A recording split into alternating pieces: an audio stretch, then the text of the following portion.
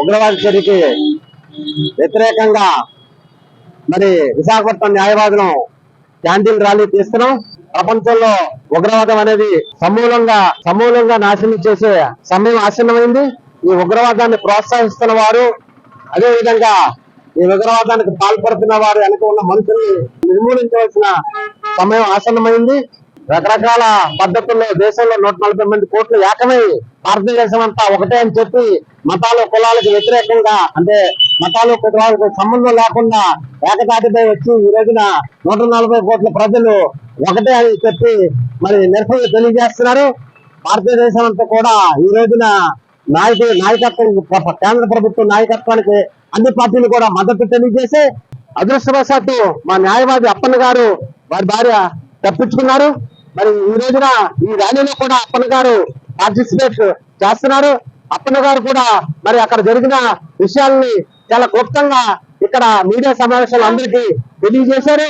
మరి వారు చెప్పిన ప్రకారం చూస్తే అక్కడ ఖచ్చితంగా వర్గీకరణ పద్ధతులు ఉన్నప్పటికీ దేశమంతా అన్ని రకాల మతాలు, అన్ని రకాల కులాలు ఒకటే కాబట్టి 140 కోట్ల జనాభా ఒకే మాట మీద ఉన్నాం కాబట్టి ఈ 140 కోట్ల జనాభా బాధాకరమైన విషయం కాబట్టి మేమందరం కూడా ముక్త కంఠంతో ఈ దుశ్చర్యలు ఖండిస్తున్నాం.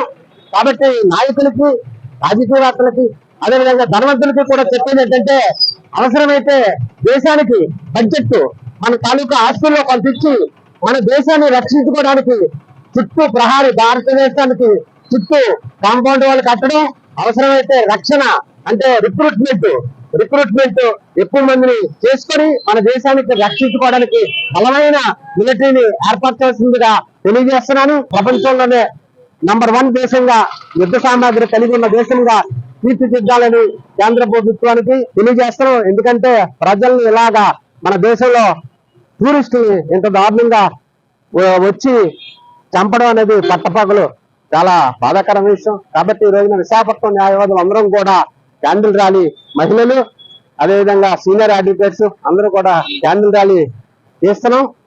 ఎవరైతే చనిపోయారో బాధితులు వారందరికీ కూడా ఆత్మశాంతి కలగాలని, అలాగే ఉగ్రవాదం నశించాలని, పూర్తి స్థాయిలో భారతదేశం ఎప్పుడు కూడా పటిష్టమైనటువంటి దేశం, సమగ్రతకు, సార్వభౌమాధికారానికి అన్నిటికీ కూడా ఒక స్ఫూర్తిదాయకమైనటువంటి దేశం. ఇలాంటి తిరుగుతున్న చర్యల వల్ల భారతదేశాన్ని ఒక్కరు కూడా విభజించలేరు, భయపెట్టలేరని ఈ సందర్భంగా తెలియజేస్తారు. పాకిస్తాన్ జనాభా కేవలం 27 కోట్ల మంది మాత్రమే, అలాగే ఇండియా జనాభా 140 కోట్ల మంది. మరి అలాగే మన యొక్క శక్తి, మన యొక్క వాయుసేన కానివ్వండి, మన యొక్క జనసేన కానివ్వండి, న్యాయదళం కానీ, త్రిదళం కానివ్వండి, చాలా పటిష్టంగా ఉంది. ఇవాళ ఎందుకు తీసుకుని దాడి చేశారంటే, చీఫ్ ఎవరైతే పాకిస్తాన్ ఆర్మీ చీఫ్ ఉన్నారో మొన్న మునీర్ అనే వ్యక్తి ఒక సంఘటనకి, ఒక విషయాన్ని చాలా స్పష్టంగా చెప్పాడు.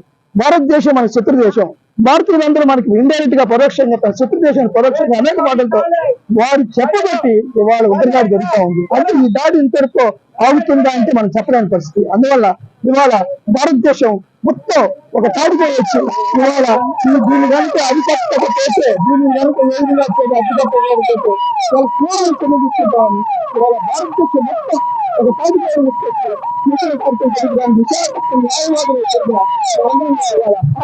ర్యాలీ జరుగుతుంది.